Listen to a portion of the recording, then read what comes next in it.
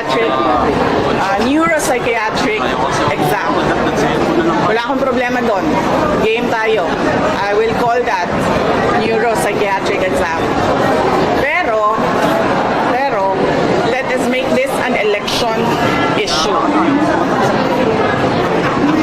Yung young guns, I am sure kasi young sila, magpapa-re-elect pa yan.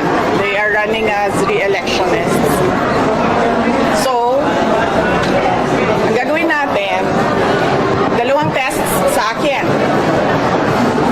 Kasi sinasabi nila, ano daw ako, unstable daw ako. Eh paningin ko naman sa kanila, unstable din sila. 'Di ba? Kasi bakit? Aatake sila, pag sumagot yung inaatake nila, nagagalit sila. Tinatawag nila unstable. Eh para sa akin, unstable din kayo. Bakit niyo ako inaatake? 'Di ba?